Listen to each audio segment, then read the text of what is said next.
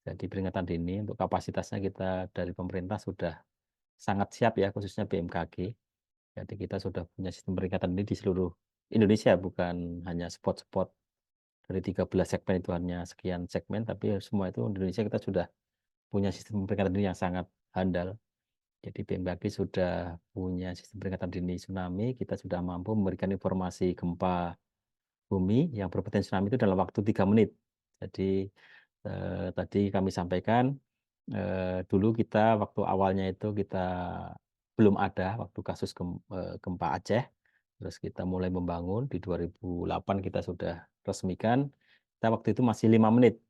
Jadi 5 menit, terus sampai saat ini kita berkembang terus sudah sampai 3 menit waktu yang kita bisa sampaikan informasi jika ada gempa bumi. Jadi ada gempa bumi, nanti misalkan kita proses gempa ini akan berpotensi tsunami, kita langsung informasikan ke masyarakat, kita, menyampaikan warning dalam waktu 3 menit. Harapan kita nanti, masyarakat kan punya golden time ya, jadi tadi saya sampaikan kalau kasus gempa di Selat Sunda itu akan tiba di pantai, itu tsunami-nya sekitar 20 sampai 30 menit. Berarti kalau kita sampaikan dalam waktu 3 menit, 5 menit, otomatis nanti masih punya golden time sekitar 15 menit sampai 30 menit untuk daerah-daerah terdekat gitu ya. Nah, itu harapannya dengan nanti masyarakat menerima informasi ya, itu bisa melakukan, penyelamatan diri atau evakuasi ke tempat yang lebih aman. Itu dari sisi kita, BMKG kita memasang dan tentunya kita juga banyak sudah bekerja sama dengan pemerintah daerah, pemerintah pusat, itu bagaimana kita, menyebarkan informasi yang kita punya. Seperti kemarin yang saya ingat itu, kita udah multimoda ya, semua moda kan kita sudah gunakan. Mulai email, eee, sosial media, terus kita SMS punya juga ya, Pak, ya? SMS, terus WRS, bahkan kemarin kan dari Kominfo sudah meluncing untuk yang TV digital, Mbak, ya. Jadi TV digital kan nanti Oke. sudah, apa namanya, saya lupa istilahnya yang di Pak Mhm Menteri mhm. kemarin, masih Pak Menteri itu, jadi sudah meluncing untuk, stopres gitu ya, nanti kalau misalkan ada gempanya statusnya awas, berarti nanti akan stopres, layarnya penuh akan peringatan dini, kalau lebih kecil seperti apa itu sudah di-launching juga kemarin. Jadi itu masyarakat harapannya nanti semua moda kita bisa Arahkan ya, menginformasikan ke Pak, ya, masyarakat untuk ya mhm mhm. betul, dan tentunya kita untuk ini juga selalu kerjasama untuk memasang, apa namanya, perintah evakuasi, Mbak, ya. Karena kan masyarakat kan harus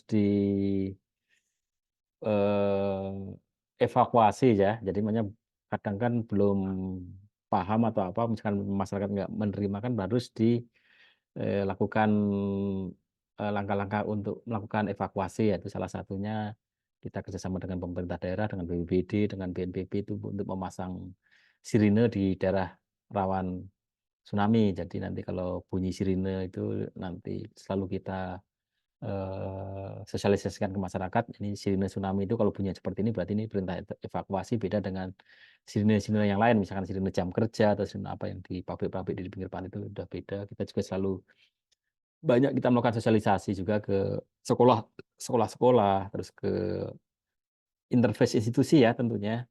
Ya jadi kita ke daerah itu kita sosialisasinya bukan hanya langsung ke masyarakat, ke pemerintah daerah dengan stakeholder ya, jadi kita dengan media kita selalu jadi setiap kita ada sosialisasi selalu mengundang dari media, dari SAR, dari BPBD, dari TNI, Polri dan seterusnya kita juga selalu sosialisasikan.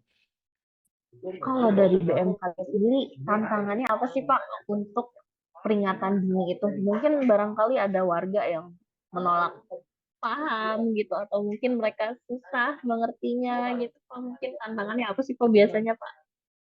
Iya, kalau khusus dari BMKG ya, Mbak, kita kan memasang sistem peringatan dini itu kan ada alat monitoringnya khususnya untuk seismograf ya. Ya kadang-kadang ini karena mungkin tidak ketahuan masyarakat itu seismograf itu masih ada vandalismenya juga. Jadi kadang masih ada, eee, ya karena itu menarik ya, ada solar cell di situ, ada baterai, kadang masih ada aksi-aksi pencurian. Terus masyarakat itu juga kita kan selalu melakukan, pelatihan ya untuk kesiapsiagaan. Ya, jadi karena ini kejadiannya itu kita tidak tahu kapan dan, berapa lama lagi, jadi memang harus terus-menerus ya kadang-kadang itu, kita sudah sosialisasikan nanti, apa namanya, beda generasi terus pemahamannya beda lagi gitu, Mbak. Belum nanti yang di pemerintah daerah itu kan juga sering kita koordinasikan dengan, pemerintah daerah itu khususnya dengan BPBD ya.